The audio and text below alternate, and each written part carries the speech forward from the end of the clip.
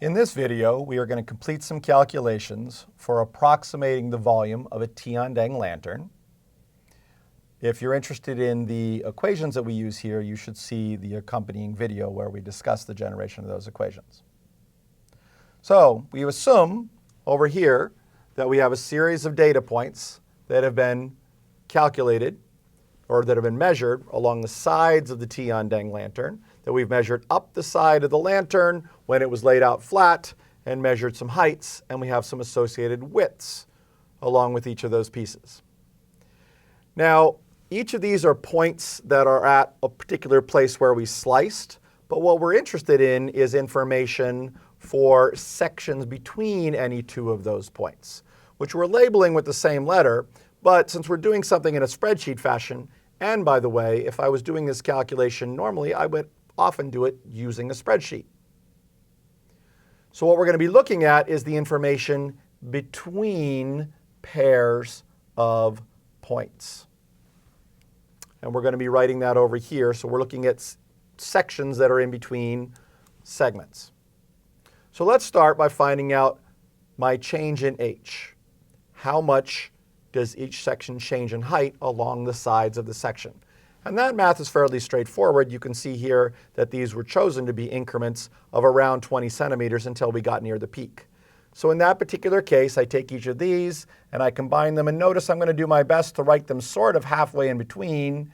Here's 20.0 centimeters for that first segment there. We're going to label that with an I.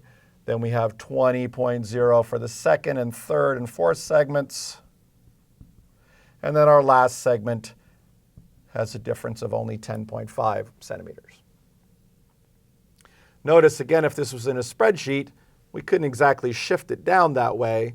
However, what I like to do in a spreadsheet is often mark it with a different color, something to indicate that the rows here correspond with some calculation across two rows in these columns.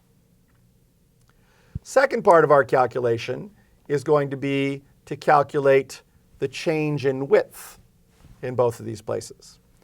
However, what we're really interested in this particular case is not just the change in width, but we're going to recognize that that change in width is split into two different locations, and we really want the change in the width divided by 2 as it's on either side of the trapezoid. And that's used in our calculation of figuring out this height of each frustum, the frustum being the shape of the section.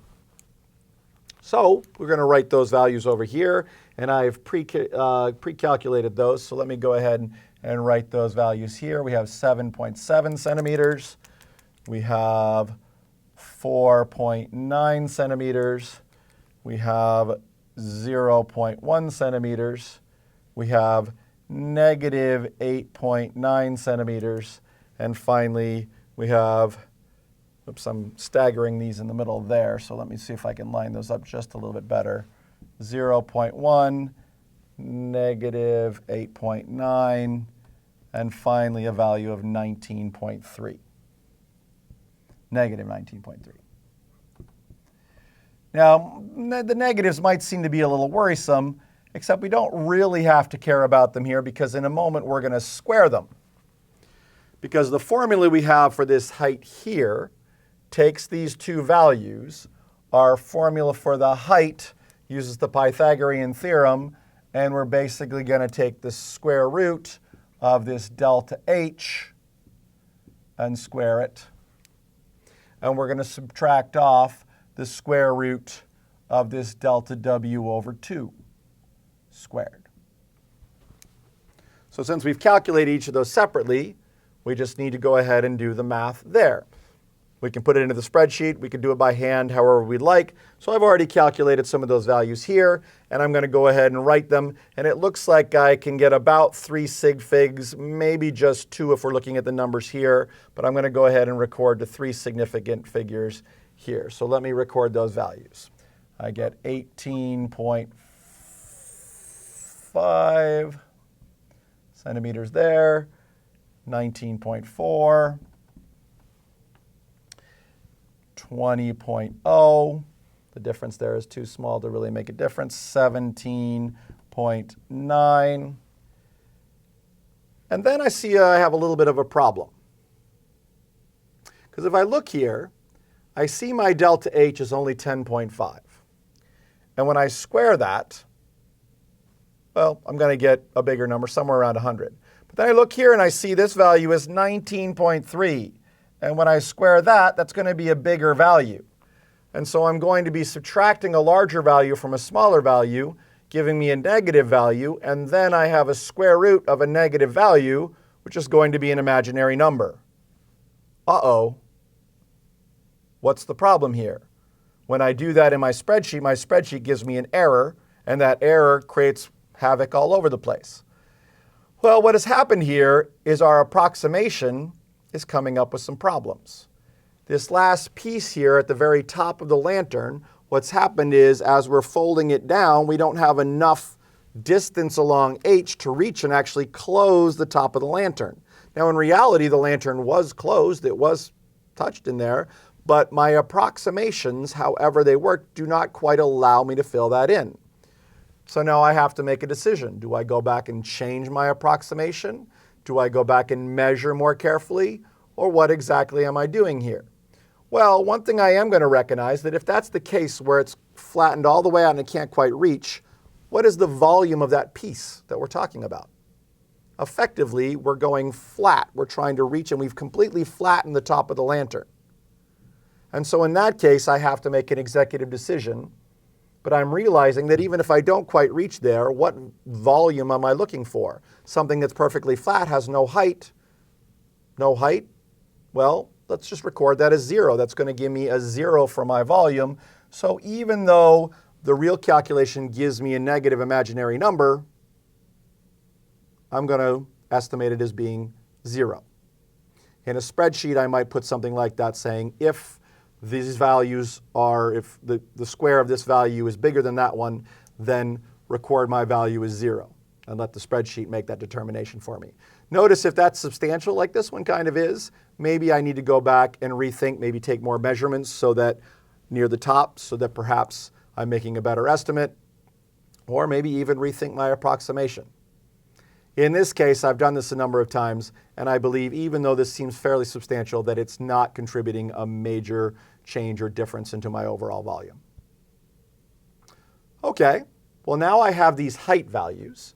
You'll notice there's the height values right there in my formula, my Huronian mean. This value here is my Huronian mean, which takes the height of my frustum, and then it multiplies by these values here, which are my widths. My width here squared, my width I is going to be one of my two widths, the bigger one. I square that. I also square the smaller one, and then I multiply the two together. And those three products I add together, divide by 3, and multiply by the height.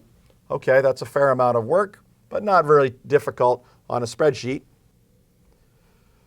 So I'm going to go ahead and record the values that I've calculated here. Let's see what they look like. I get, actually, first question, what are the units? Centimeters. There's a centimeter there, and there's centimeters squared in each of these. So this is going to be in centimeters cubed, or we could also record that as cc's, cubic centimeters. So there's our volume there. Let me go ahead and record each piece. The volume for this piece is 28, and I'm going to write 0, 0, and we'll go all the way down to the nearest cubic centimeter, although we probably cannot quite justify that. For that, I'll write that there now. Let's see here, 51, 184. I get 63, 393. I get 40,883. And then finally, I get 0 because the height is 0. It doesn't matter what the other values are. So now I have the volume for each of 5 different sections, effectively 4 sections. And so now what I do is I add up all those volumes to give me a final volume total for this example. My final volume total there is 183,471. However, This is again where I got to think about my significant figures. At best, I have maybe 2. We might consider this, well, 3 significant figures in the data that I have here. So let me go ahead and write that as 183,000. And if I use my rule of treating a 1 as part of a significant figure, I think the best I could keep here, 183,500 cubic centimeters, as an approximation for the volume of this lantern. Could I do better? 2 ways I can go about doing better.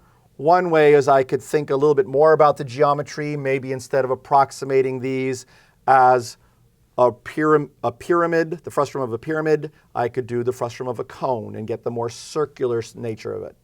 The other thing I could do is I could do more slices. Instead of only taking the 6 measurements that I have here, maybe I could take more measurements every 10 centimeters or every 5 centimeters. More accuracy, more work, but I could do that and then maybe have a little bit more faith in the accuracy and definitely get more precision for my estimate here. But this is probably a pretty good estimate, and we'll go with that.